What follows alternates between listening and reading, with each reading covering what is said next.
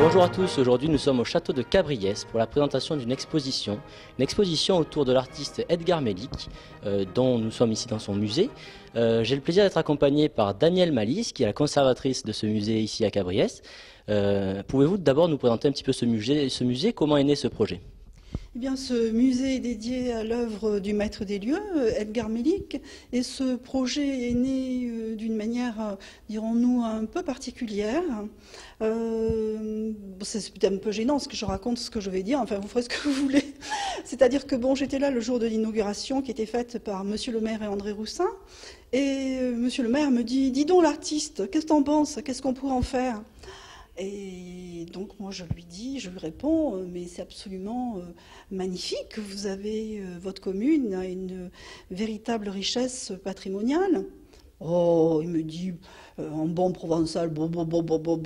Et puis quelques mois après, il me rappelle, et c'est comme ça que ce musée est né, exposition après exposition, avec des notoriétés au départ méridionales que j'ai choisies, comme la première exposition qui était dédiée à César, ensuite à Mentor, à Monticelli, à Cesso, à Chabot, aux artistes contemporains de la région, et puis ensuite des notoriétés d'une manière un peu plus, disons, parisianiste, comme Picasso, Chagall, Miro et tant d'autres. Alors aujourd'hui, je crois que l'exposition est centrée sur une œuvre dont vous venez de faire l'acquisition, une œuvre qui s'intitule Bouddha. Est-ce que vous pouvez nous parler un petit peu de ce qui fait cette exposition, le concept? Alors évidemment, ce château est un musée en lui-même, puisque comme on le voit derrière nous, il y a des fresques qui avaient été peintes par le maître. Mais dans les détails, qu'est-ce que c'est cette exposition exactement aujourd'hui? Eh bien, cette exposition veut mettre en lumière la première période d'Edgar Melik, qui est une période mystique. Une période vers laquelle Melik s'intéressait aux philosophies mystiques, notamment au bouddhisme. Et il a réalisé durant ces années-là, les années 30, beaucoup de personnages dans les tons ocre, aux yeux bridés et aux sourires énigmatiques qui ne sont pas sans rappeler les sanctuaires rupestres. Jusqu'à quand pourrons-nous visiter cette exposition? Puisqu'aujourd'hui, il y a évidemment la présentation qui sera suivie par une conférence de Jean Rouille, professeur à l'Université de Provence. Jusqu'à quand pourrons-nous visiter cette exposition? Cette exposition sera en place jusqu'à la nuit du musée, c'est-à-dire 19 mai au soir. Très bien, rendez-vous est pris. Merci. Alors aujourd'hui, lors de cette exposition au château de Cabriès, l'association des amis d'Edgar Melik a été associée bien évidemment, à la fois pour la présentation de l'exposition et pour la conférence qui se déroulera tout à l'heure. Je suis avec Jean Scholl, trésorier de l'association, qui va nous présenter un petit peu mieux vos activités. Elle existait déjà depuis quelques années et là elle vient d'être remise en place.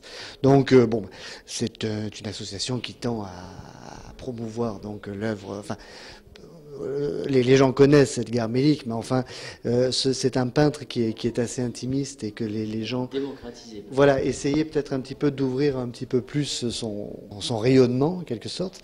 Et donc aujourd'hui, elle compte 35 adhérents, donc avec des membres bienfaiteurs. Des sociétés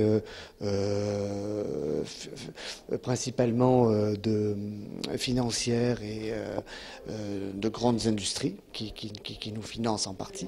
Et puis on en demande toujours plus, bien évidemment. Pour compléter notre tableau de cette exposition présentée au château de Cabriès, j'ai le plaisir d'être avec Jean Rouille.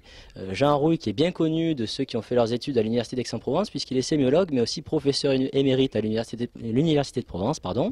Jean Rouille, quelle est votre vision de l'œuvre d'Edgar Melik présentée dans ce musée? C'est une vision partielle parce qu'il y a 3 périodes dans l'œuvre de Melik et je connais essentiellement la première et la seconde. C'est un personnage très original par le style de ses peintures. Il est très différent de ce qui se fait à la même époque dans la région. Alors en quoi est-il différent finalement de tous ces grands peintres du pays d'Aix qu'on connaît? Parce qu'il fait une peinture d'abord qui a une gamme de couleurs très restreinte, des ocres qui vont du blanc au rouge, mais uniquement des couleurs chaudes, et d'autre part une peinture très grumeleuse, ce qui fait qu'on a l'impression que c'est une peinture à toucher autant qu'à regarder. Oui, d'ailleurs, on peut voir ici dans ce musée plusieurs fresques qui ont été peintes par lui-même sur les murs directement de ses ateliers de ce château. Mais la fresque lui allait bien parce que si on peint sur un mur, on a spontanément ce caractère qu'il donnait à ces toiles, d'une épaisseur de peinture et une espèce de crépi, vous voyez. Alors aujourd'hui, ce n'est pas de fresque dont vous allez parler lors de la conférence que vous allez donner dans quelques minutes, c'est d'un tableau qui a été donné récemment donc, à ce musée, le tableau de Bouddha. Quelle est la spécificité de ce tableau et qu'est-ce qui vous y renvoie? C'est assez étrange qu'un jeune peintre, car il avait 25 ou 26 ans à cette époque, se mette à faire de la peinture qu'on pourrait appeler mystique, puisqu'il a fait une série de représentations de visages de Bouddha, et toujours des visages qui sont très étranges, qui sont figés dans une sorte de d'absence.